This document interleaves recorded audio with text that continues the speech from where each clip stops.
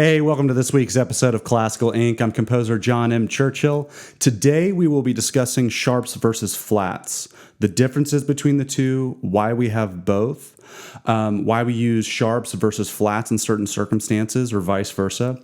And then we're also going to use my etude in A major to discuss how when we think about them as the same thing, it kind of opens up an opportunity to move between completely unrelated keys that you normally wouldn't consider.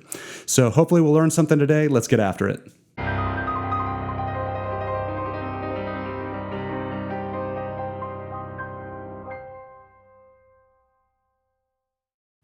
All right, sharps versus flats. First things first, we need to talk about what they are. I'm going to have an image pop up on the screen that will show you what a flat looks like versus what a sharp looks like, just so that we're crystal clear on what we're talking about. Now, I'm going to use the note D to describe the difference between the two. We'll do this really quickly because I know a lot of you already know what these are. So a sharp means that I am going up in pitch by a half step. How that translates on the piano would be to right here. A flat means the exact opposite. It means I'm going down in pitch by a half step. So if I have this note, its flat is right here. Now, a connection that students will make pretty much right away is that you could take a black key and name it two different ways. This is either C sharp or D flat. So this tends to bring up some questions, and I hope this clears it up. I want to talk about why, when we're in a key of music, we don't mix them. So, for instance, we'll use the key of A because we're going to be talking about my etude in A here a little bit later on. A has three sharps. These three. Has an F, C, and G sharp. Now, let's talk about why they're named as sharps.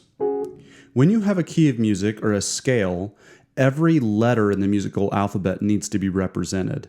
So this is my A, B, C, D, E, F, G, A.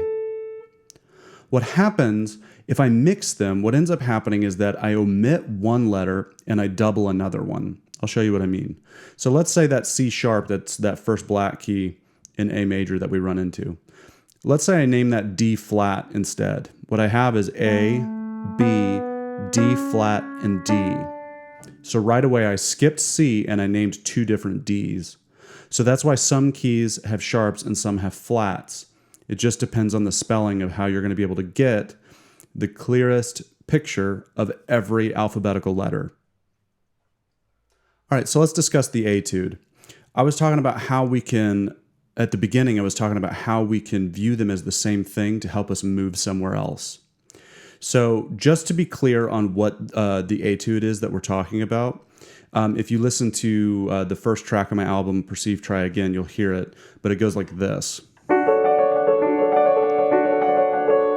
So that's the opening line from it.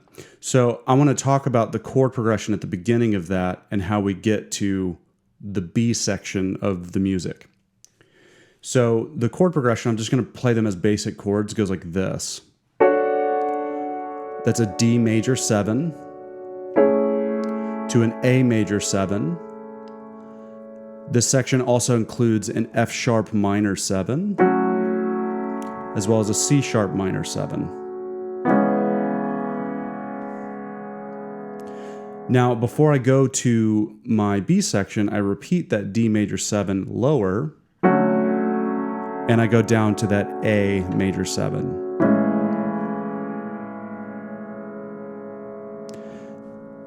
Now, let's talk about the B section. The B section is in D flat major. So remember, our A section was in A major, which has three sharps. D flat major has five flats.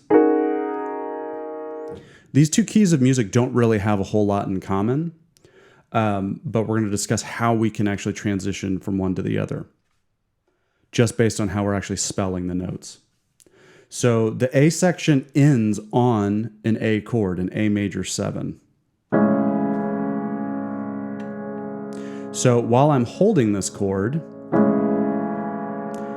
I have a C sharp, a G sharp, and a C sharp that are included in this A chord. But if I get rid of the A and the E that I have down here, I'm left with these. And what I did is I just decided that I'm going to spell this at the transition instead of C sharp, G sharp, C sharp. I'm going to think about them as flats. D flat, A flat, D flat. Well, what I'm holding right here, even though it is in the middle of an A chord spelled as sharps, these black keys are the skeletal structure of a D flat chord. So all I decided to do was hone in on that note and play a big octave of it down here.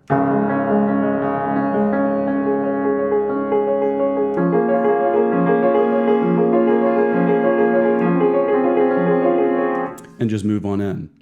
So very simply, just by thinking about it, flipping it on its head, even though I'm holding what I'm spelling as sharps, thinking about them as flats allowed me to go to a completely unrelated key. So just to hear how unrelated those are, I'm going to play those chords from the A section again, and then I'm going to go into the B section, and we'll hear how different they are.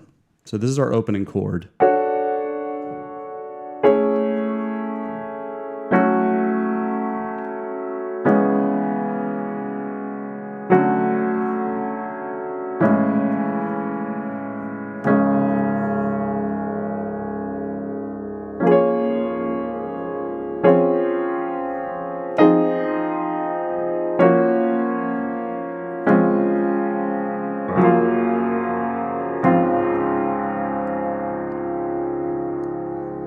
So once we get really into the weeds here in this B section, we can almost forget what the A section sounded like.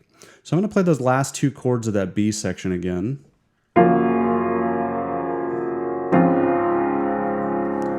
And then I'm going to remind you where we started.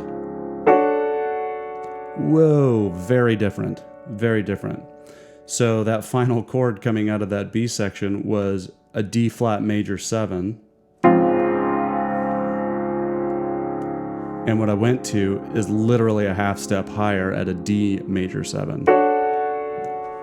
Very unrelated, but just because of that connection of turning those sharps into flats, I was able to move into a completely unrelated key.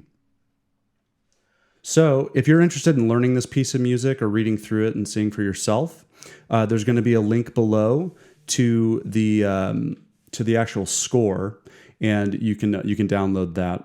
If you're writing music out there, I just really encourage you to think about, if you're playing in a key that has sharps, thinking about them, what would their flat counterpart be? Or vice versa, if you're playing a key with flats, you can do the exact same thing in the opposite direction. All right, well, thanks for watching this video. Don't forget to subscribe, like, and share. It really helps me out, and I'll see you next time. Thanks.